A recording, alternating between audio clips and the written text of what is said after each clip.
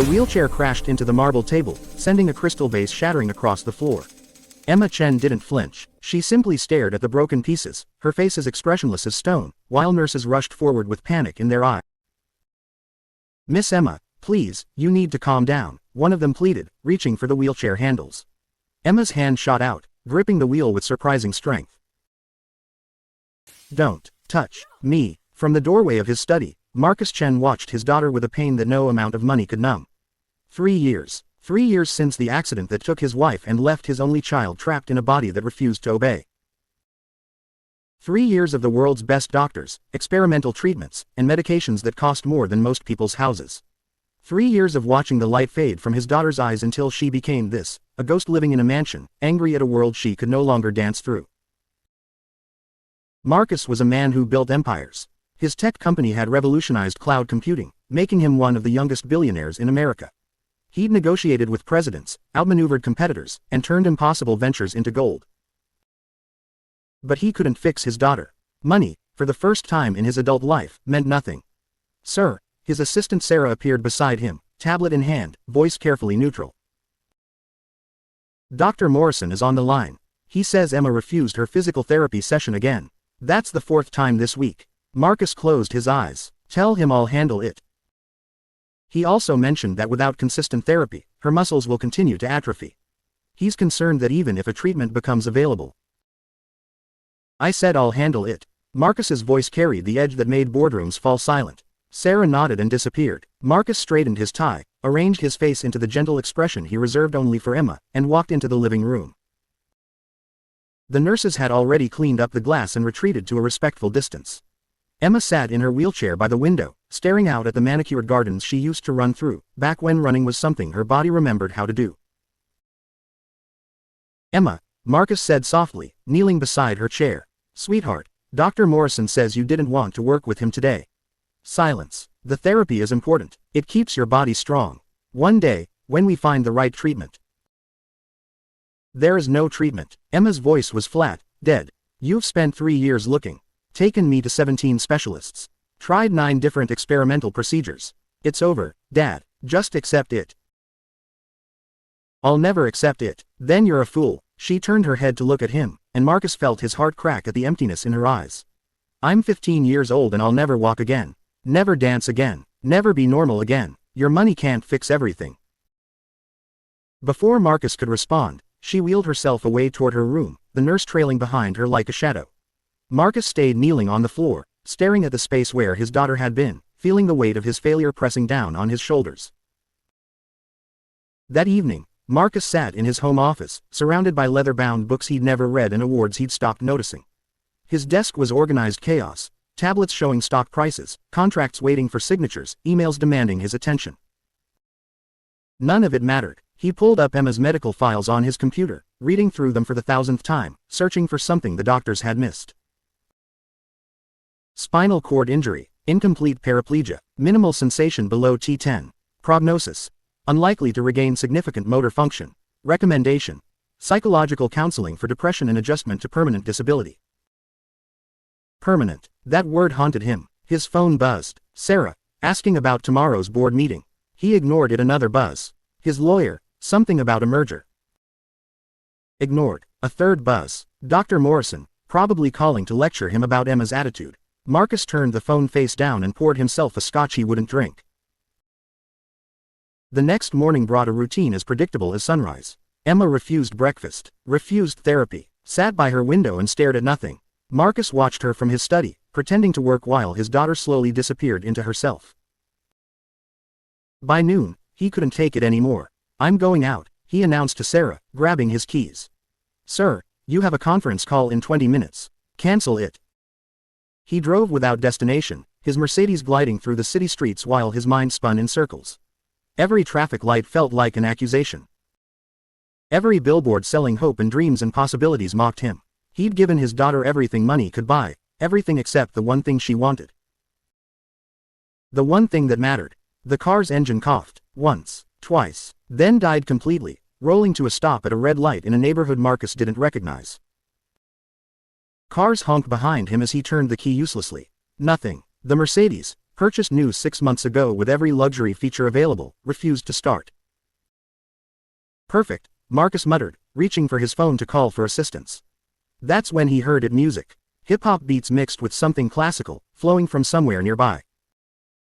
And underneath it, the sound of feet hitting pavement in rhythm, precise and powerful. Marcus looked up from his phone, curiosity overriding his frustration. About 30 feet away, on a cracked sidewalk in front of a closed pawn shop, a boy was dancing. Not performing, dancing. There was a difference Marcus recognized because he'd watched Emma dance for years. The boy moved like water, like fire, like something untamed and absolutely free. He couldn't have been more than 16, wearing clothes that had seen better days, a battered speaker at his feet playing music from a phone held together with duct tape. A handful of people had stopped to watch, and a baseball cap sat on the ground with a few scattered coins and dollar bills inside. Marcus forgot about his car.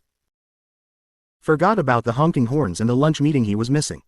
He stood on the sidewalk and watched this homeless kid dance with more passion than Marcus had felt for anything in 3 years.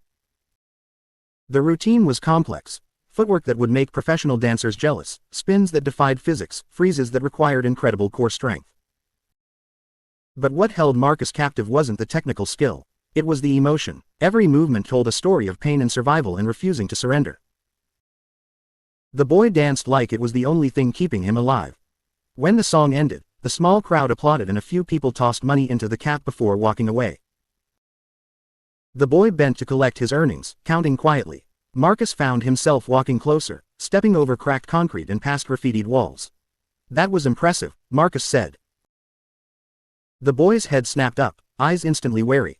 Up close, Marcus could see he was younger than he'd first thought, maybe 15, Emma's age. His face was thin, hungry, and his clothes were clean but worn through in places.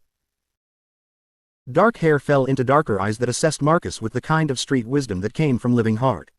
Thanks, the boy said carefully, shoving the money into his pocket. You a cop? What? No, I'm just. Marcus paused. What was he? A desperate father, a broken man looking for miracles. I'm someone who appreciates talent when I see it. The boy relaxed slightly but didn't let his guard down. Yeah, well, talent doesn't pay rent. He bent to pick up his speaker. If you're not gonna put money in the cap, I gotta move to a better corner. Wait, Marcus pulled out his wallet, then hesitated. How much did you offer someone whose entire world fit in a backpack? He pulled out $500 bills. I want to hire you. The boy stared at the money like it might bite him. Hire me for what? To dance. For my daughter. The words tumbled out before Marcus had fully thought them through. She's going through something difficult. But just now, watching you, I felt something I haven't felt in years. Hope. And if I felt it, maybe she could too. Your daughter. The boy's expression shifted to confusion. Look, man, I don't know what kind of weird situation this is.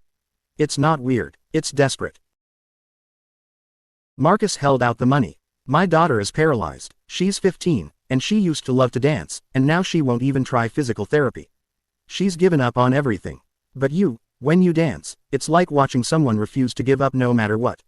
I think she needs to see that.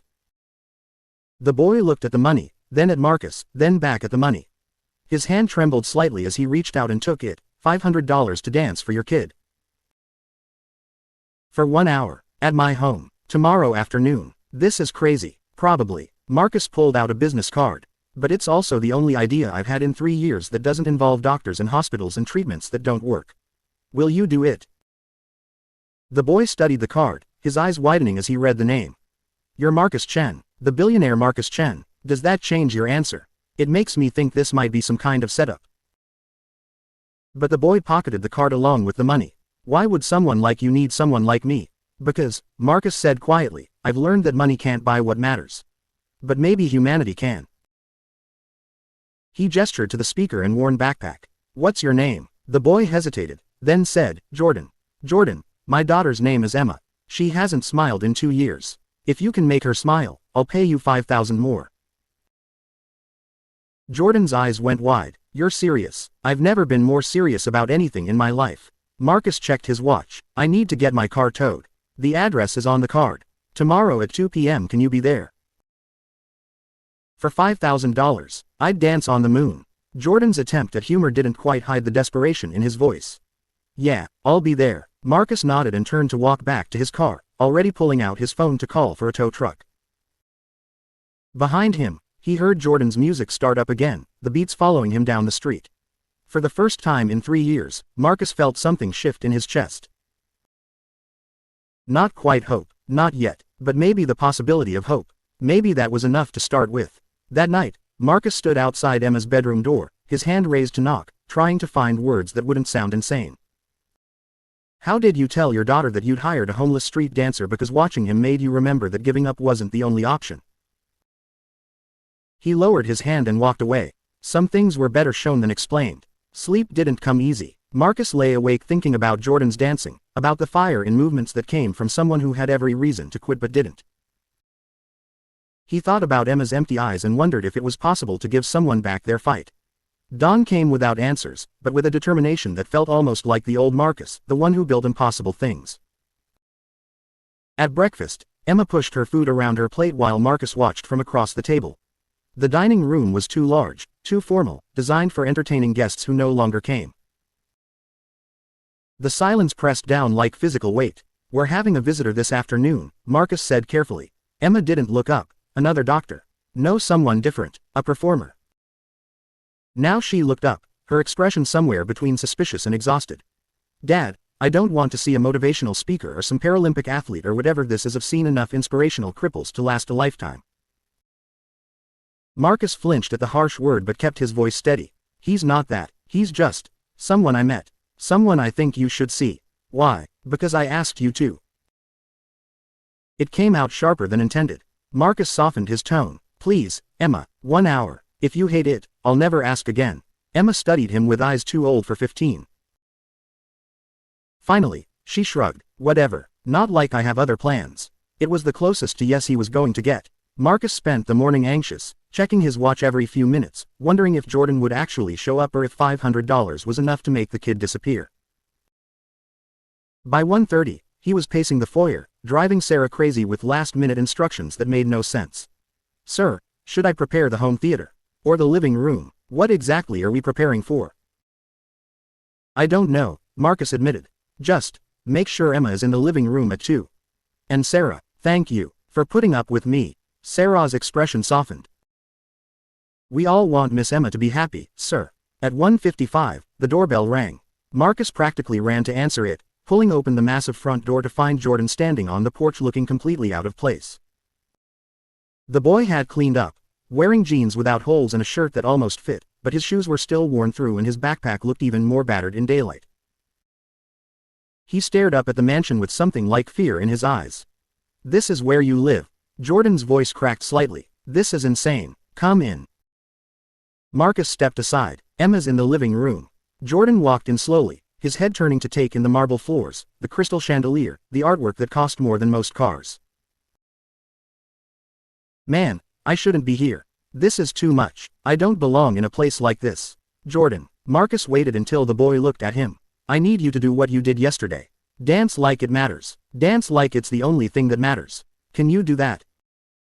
Jordan swallowed hard, then nodded. "Where do I set up?" Marcus led him through the house to the living room where Emma sat in her wheelchair by the window, her back to them. She didn't turn around when they entered. Marcus cleared his throat. "Emma, this is Jordan. He's going to perform for you." "Great." Emma's voice dripped sarcasm. "Another pity party, actually," Jordan said, and Marcus was surprised by the steadiness in the boy's voice. "I'm the one who should be pitied. I'm about to dance in front of a girl in a mansion while wearing shoes with holes in them. This is pretty much my nightmare." Emma's head turned slightly. "What? You heard me." Jordan was setting up his speaker, but his eyes were on Emma. "Your dad offered me stupid money to dance for you, and I needed too bad to say no, so yeah, I'm basically a performing monkey right now. You don't have to watch if you don't want to, but I'm gonna dance anyway because that's what I do." Marcus started to interrupt. This wasn't how this was supposed to go, but something in Jordan's eyes stopped him. The boy pressed play on his speaker and music filled the room. Then Jordan started to dance. It was different from yesterday. More raw, more exposed. Jordan danced like he was arguing with the universe, every movement a statement of defiance. He spun and dropped and flowed across the marble floor, and Marcus watched Emma's reflection in the window. She was watching, really watching. The routine built in intensity, Jordan's breathing getting harder, sweat starting to show on his shirt. He executed a series of moves that seemed to defy gravity, then dropped into a freeze that held impossibly long. When he finally relaxed, breathing hard, the music faded out. Silence filled the room. Jordan stayed on the floor, catching his breath. Emma sat motionless in her wheelchair. Marcus held his breath, waiting. Why do you dance like that? Emma's voice was quiet but clear. Jordan looked up at her. Like what? Like you're angry at the world. Because I am. Jordan pulled himself to his feet. The world took everything from me, my parents, my home, my future. So yeah, I'm angry. Dancing is the only thing I have left that's mine. Emma turned her wheelchair to face him fully for the first time. The world took everything from me too. I know, your dad told me, and you thought dancing would fix that. No. Jordan moved closer, no longer the awkward kid intimidated by wealth. I thought maybe you'd see that being angry and giving up aren't the same thing. Something flickered across Emma's face, the first real emotion Marcus had seen in months. You don't know anything about me. You're right, I don't, but I know what it's like to feel like everything's over. And I know that some days, dancing is the only thing that reminds me I'm still alive. Emma stared at him. Then, slowly, deliberately, she clapped. 3 times, weak and hollow in the large room, but there. Real. That was good, she said. You're talented.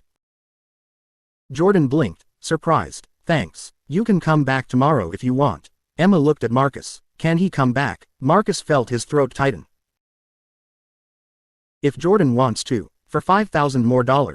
Jordan tried to joke, but his voice was thick. Yeah, I want to. Emma almost smiled. Almost. But the corner of her mouth twitched upward for just a second, and Marcus felt like he could breathe again for the first time in years. Jordan came back the next day, and the day after that. Each time, he danced a different routine, each one telling a different story through movement. And each time, Emma watched, gradually moving her wheelchair closer to where Jordan performed. By the 4th day, she was asking questions. How did you learn to do that spin? YouTube, mostly, and practice. Lots of practice. Were you always good at dancing? Jordan laughed. No, I was terrible. My mom used to say I had 2 left feet and no rhythm. Your mom. Emma's voice was careful. Your dad said that you're on your own. Yeah, car accident. 3 years ago. Jordan said it matter-of-factly, but Marcus saw the pain flash across his face. My dad died instantly. Mom lasted 2 days in the hospital. Emma was quiet for a long moment. My mom died too. Same accident that did this. She gestured to her wheelchair. I'm sorry. Me too. Emma looked down at her useless legs. Sometimes I wish I'd died too. Hey. Jordan's voice was sharp. Don't say that. Why not? It's true. Because it's not true. Jordan sat down on the floor in front of her wheelchair. You're still here. That means something. What does it mean? That I get to spend the rest of my life watching everyone else do things I'll never do again. It means you get to find new things. Jordan leaned back on his hands. I'll never have my parents back. Never have a normal family again. But I found dancing. I found something that's mine. You can find something too. I had something. Ballet. I was going to audition for the junior company at the City Ballet. I had a future. Emma's voice cracked. Now I have nothing. Jordan was quiet for a moment, thinking. Then he stood up and moved to stand beside her wheelchair. Can you move your arms? What? Your arms? Can you move them? Of course I can move my arms. Emma sounded defensive. It's my legs that don't work. Then you can still dance. Emma laughed, but it was bitter. Right. Wheelchair ballet. I'm sure that's a thing. It is, actually, but I'm not talking about that.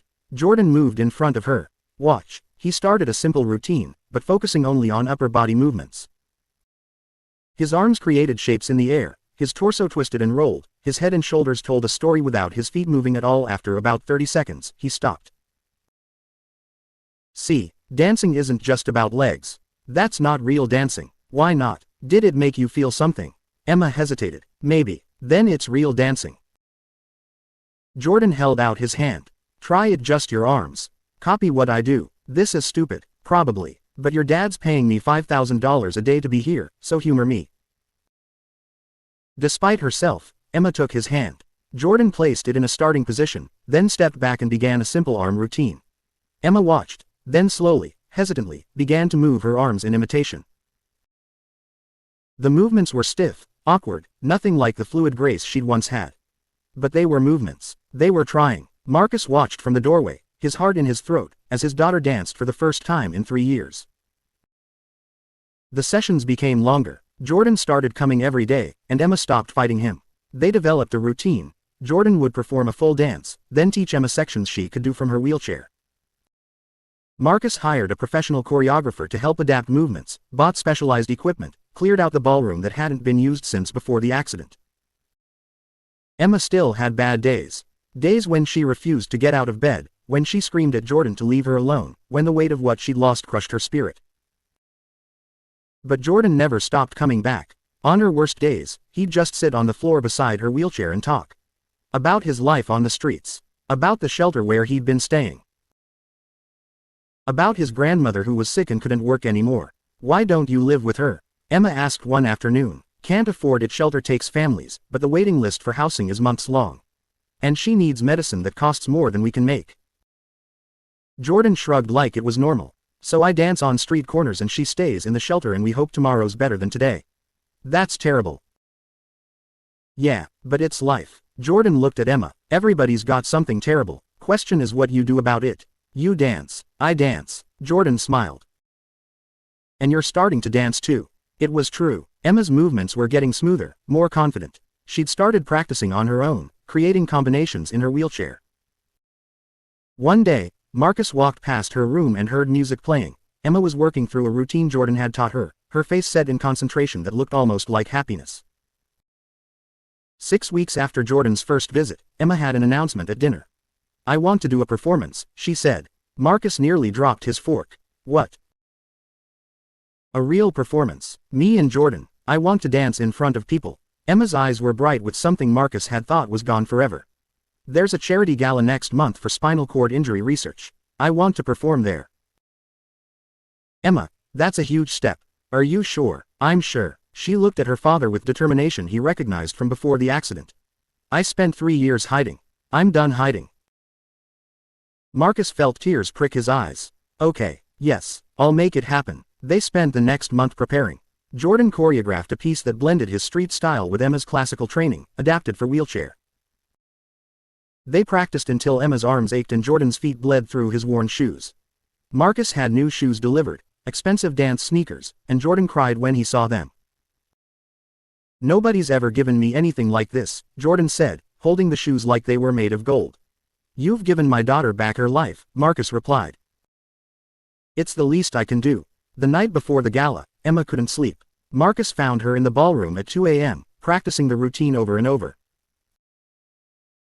"You should be resting," he said gently. "I'm scared." Emma stopped moving and looked at him. "What if I mess up? What if people laugh?" Marcus wheeled her away from the practice area and sat down on the floor in front of her, looking up at his daughter.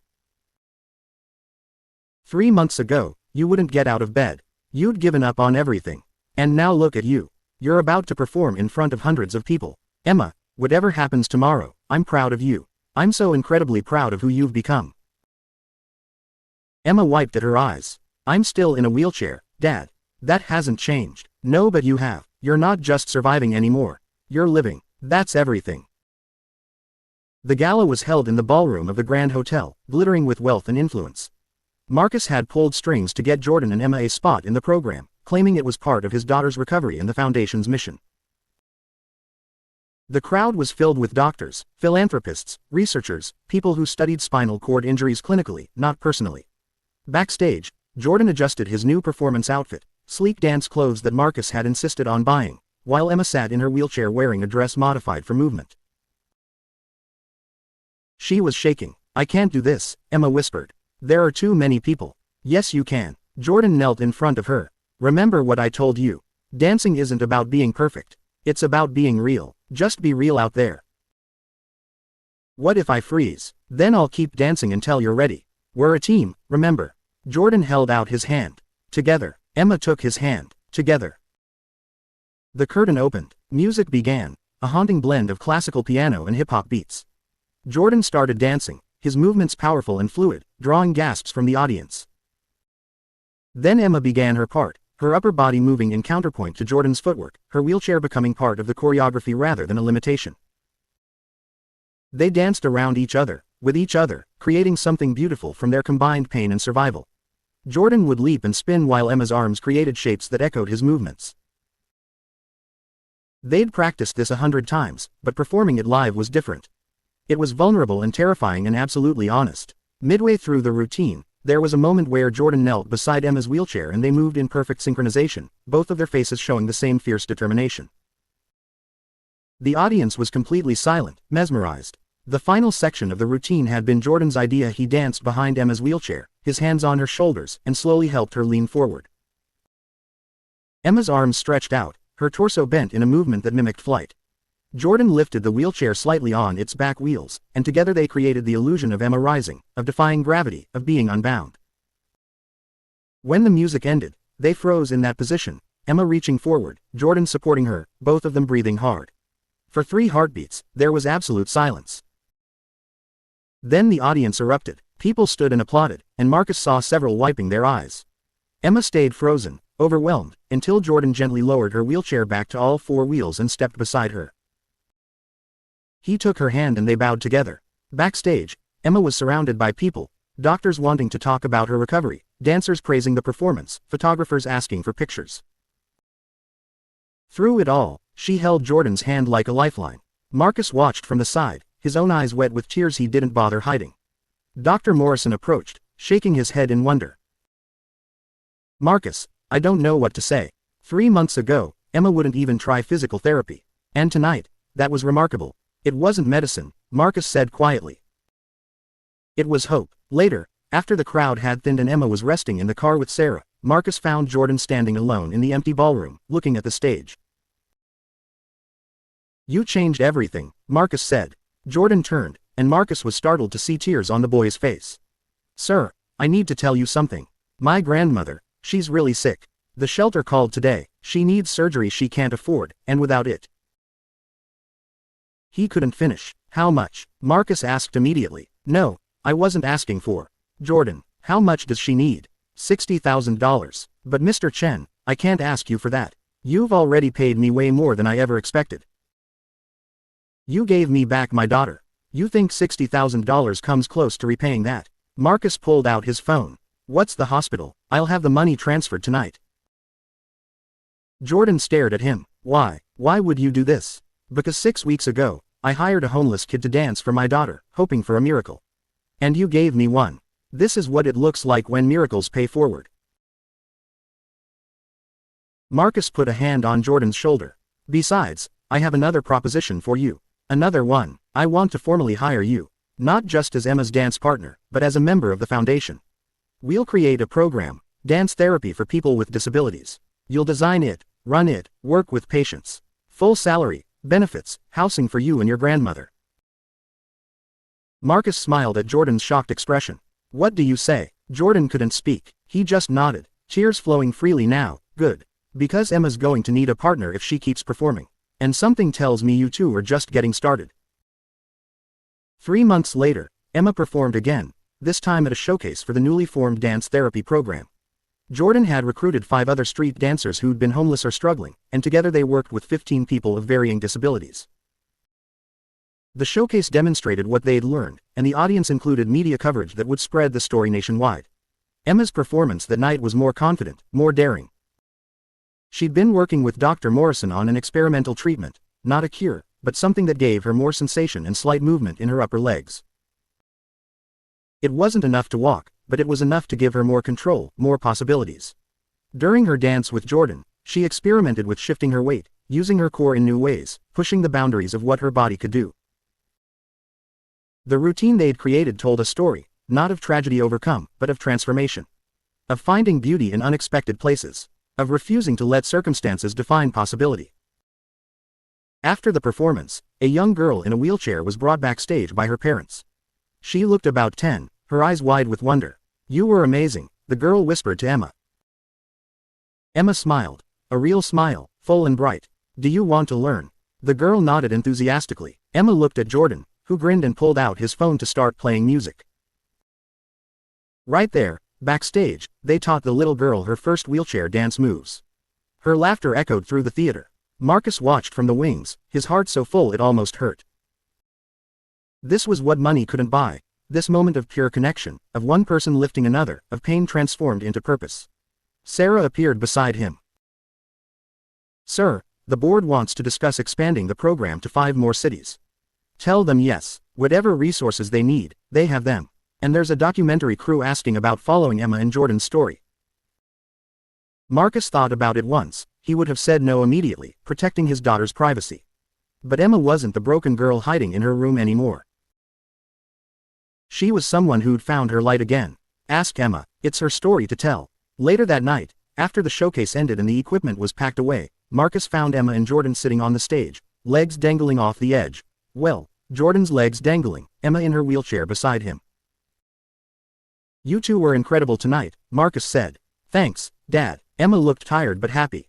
Jordan's been teaching me this new move. I almost have it. Almost nothing. You nailed it 3 times in a row. Jordan bumped her shoulder gently. You're better than me now. That's not true. It is you've got all your ballet training.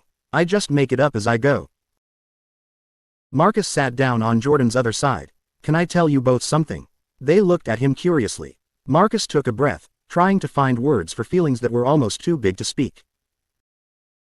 6 months ago, I thought my life was over. I thought Emma's life was over.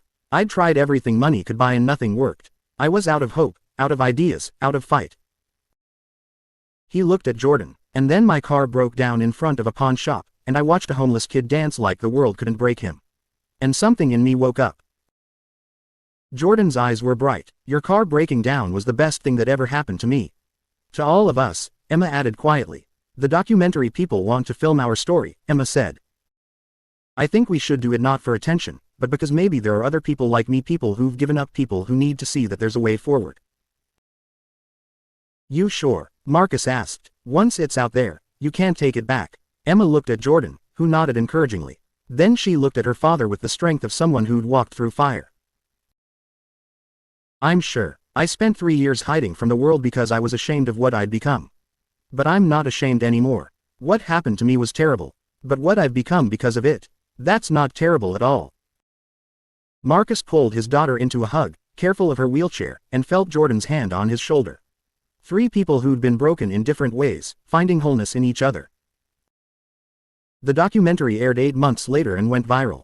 Emma and Jordan's story touched millions. The billionaire's daughter who'd lost everything and the homeless boy who had nothing, finding hope in dance.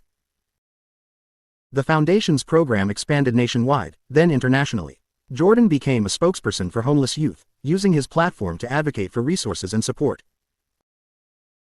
Emma started a blog about disability and dance that gained massive following. But the real magic happened in smaller moments. In community centers and hospitals, in shelters and schools, dancers trained by Jordan taught people with disabilities that movement was still possible. That joy was still accessible. That giving up wasn't the only option. 1 year after Emma's first performance, Marcus stood in the audience of the foundation's anniversary gala. Emma was performing again, but this time she wasn't alone. 15 dancers of varying abilities shared the stage, some in wheelchairs, some with prosthetics, some with conditions Marcus didn't fully understand. Jordan choreographed them into a unified piece that celebrated difference rather than hiding it. When Emma took center stage for her solo, Marcus saw not the daughter he'd lost, but the woman she'd become. Stronger, more compassionate, more fully herself than she'd ever been before the accident. The performance ended to thunderous applause. Emma and Jordan took their bows together, hands clasped, grins matching. They'd come so far from that first awkward afternoon in the living room. After the show, Marcus found Jordan in the dressing room, helping pack up equipment. I never thanked you properly, Marcus said. Jordan looked up, surprised. Sir, you thanked me about 1,000 times. Not for Emma, I mean, yes, for Emma, but also for me. Marcus sat down on one of the equipment cases. Before I met you, I'd forgotten what it meant to really fight for something. I'd been so focused on finding a medical solution that I missed the human one. You reminded me that sometimes the most important things can't be bought or prescribed. They have to be lived. Jordan set down the speaker he'd been packing. Mr. Chen, I was a kid dancing on a street corner for spare change. You're the one who saw something worth investing in. No, you're wrong about that. Marcus shook his head firmly. I saw a kid who refused to quit, who turned pain into art, who had every excuse to give up but chose to keep going anyway. That's not something I invested in, that's something I learned from. Before Jordan could respond, Emma wheeled into the room, still flushed from the performance. There you are, Jordan, the mayor wants to meet you. Something about expanding the program to public schools. The mayor. Jordan's eyes went wide. Are you serious? Dead serious. Come on. Emma grabbed his hand and started pulling him toward the door, then stopped and looked back at Marcus. Dad, you coming? Marcus smiled at his daughter, his beautiful, fierce, unbreakable daughter. Right behind you. As he followed them back into the ballroom, Marcus thought about the chain of impossible coincidences that had led to this moment. A car breaking down, a random street corner, a desperate father and a homeless boy and a paralyzed girl, all finding each other at exactly the right time. The mayor was indeed waiting, along with the superintendent of schools and several council members. They wanted to implement the dance therapy program in 50 schools across the city, starting with those in underserved communities. Jordan listened to their proposal with growing excitement, asking smart questions about resources and training and sustainability. Emma sat beside him, occasionally adding her perspective about what had helped her most in her recovery. She spoke with confidence and clarity, no trace of the broken girl she'd been. When the officials asked if she'd be willing to visit schools and speak to students, she didn't hesitate. Absolutely. I think kids need to hear that disability doesn't mean your life is over. It just means your life is different. And different can still be beautiful. The meeting stretched late into the evening. By the time they made it home, Marcus was exhausted but energized in a way he hadn't felt in years. He found Emma in the ballroom, still in her performance dress, slowly working through movements in front of the mirror. You should be resting, Marcus said, echoing words he'd spoken a year ago in this same room. Emma smiled at him in the mirror. I'm not tired, I'm celebrating. By practicing, by dancing, there's a difference. She executed a complex arm sequence, her reflection flowing through the movements with grace. Dad, do you remember what you said to me the night before my first performance? About being proud of who I'd become. I remember. I didn't believe you then. I thought you were just trying to make me feel better about being in a wheelchair. Emma turned to face him directly. But now I understand. You weren't proud of me despite the wheelchair. You were proud because I'd found a way to live fully even with it. Marcus felt his throat tighten. You've exceeded every hope I had for you. Because of Jordan. Because you brought him into our lives. Emma's expression grew thoughtful. Sometimes I think about what would have happened if your car hadn't broken down that day. If you'd driven past him. If you'd never seen him dance. I think about that too. We'd both still be trapped. Me in my grief. You in your guilt. Emma wheeled closer to her father. But we're not trapped anymore. We're free. Marcus knelt beside her wheelchair, taking her hands in his. You know what the amazing thing is? Jordan was always free, even homeless, even hungry, even with everything working against him. He was free because he refused to let circumstances define him. He taught us that freedom isn't about what you have. It's about who you choose to be. Pretty profound for a billionaire, Emma teased. I learned from the best. Marcus stood and kissed her forehead. Now go to bed. You have that interview with that disability advocacy group in the morning. Fine, but only because I'm hungry and need to raid the kitchen first. Emma started wheeling toward the door, then paused. Hey Dad, thank you. For what?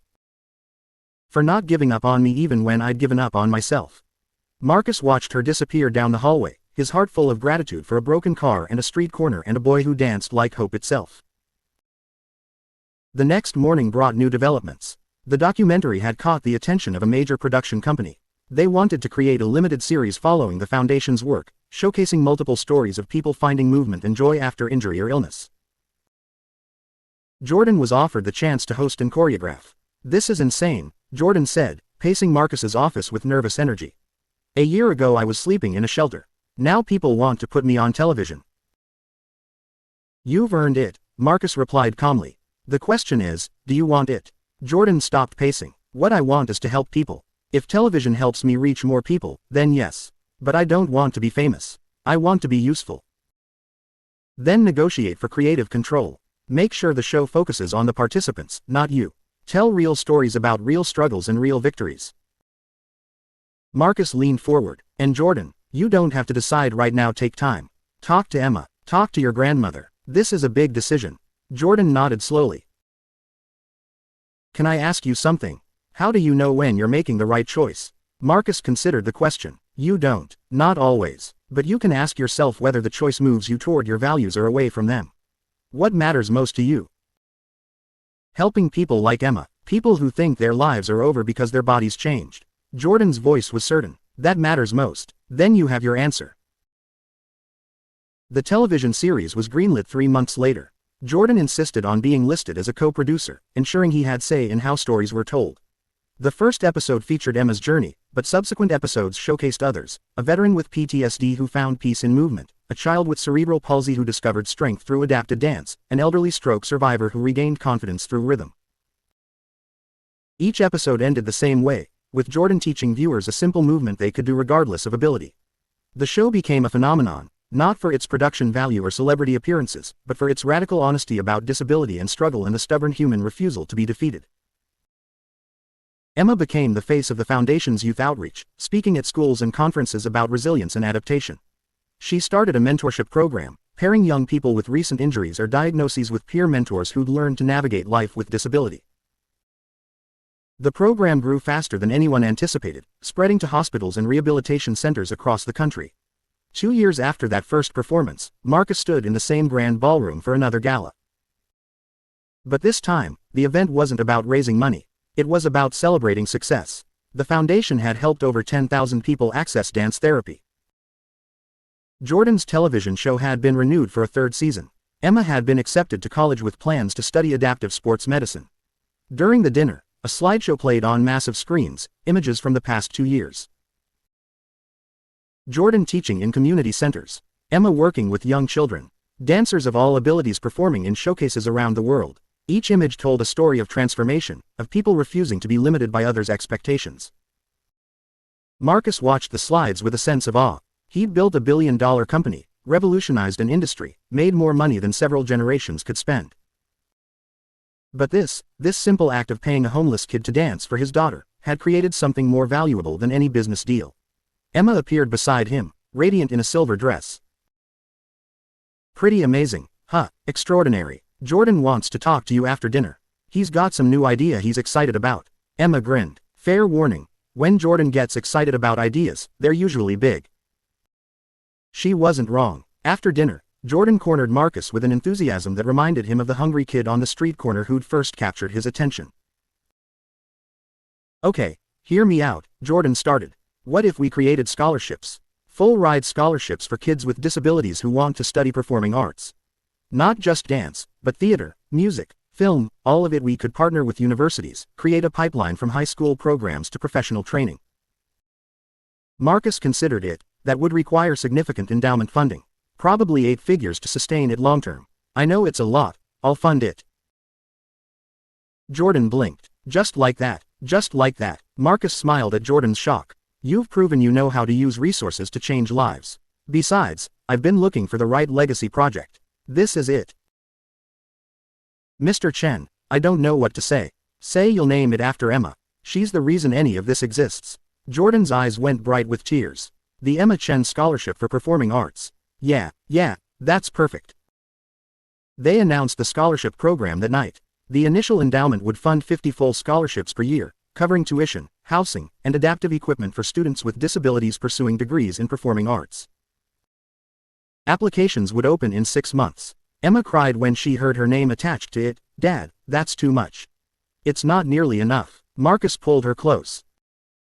You've spent 2 years showing people that disability doesn't diminish worth. Let your name stand for opportunity. Let it mean that talent and determination matter more than physical limitation. The scholarship program launched to overwhelming response.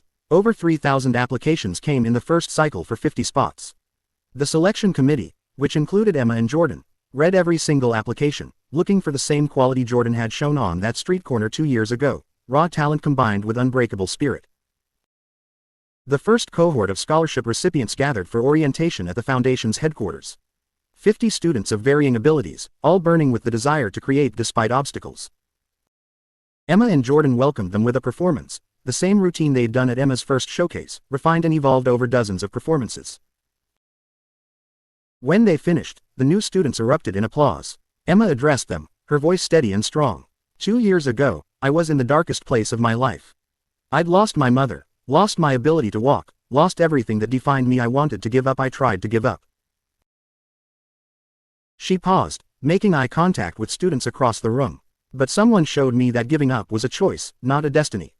Someone taught me that my body's limitations didn't limit my spirit. And someone proved that the world needed what I had to offer, even if what I had to offer looked different than I'd planned. She gestured to Jordan, who stepped forward. I was homeless when Mr. Chen found me, Jordan said bluntly. Sleeping in shelters, dancing on street corners for change, convinced my life would never amount to anything. I had talent but no opportunity. Dreams but no path forward. He smiled. Then a stranger's car broke down at exactly the right moment, and everything changed. Not because someone gave me money, though that helped, but because someone saw value in me when I'd stopped seeing it in myself. To continue pushing whatever you are doing, don't give up. Your time will come, and don't feel less of yourself because you are special and well reserved.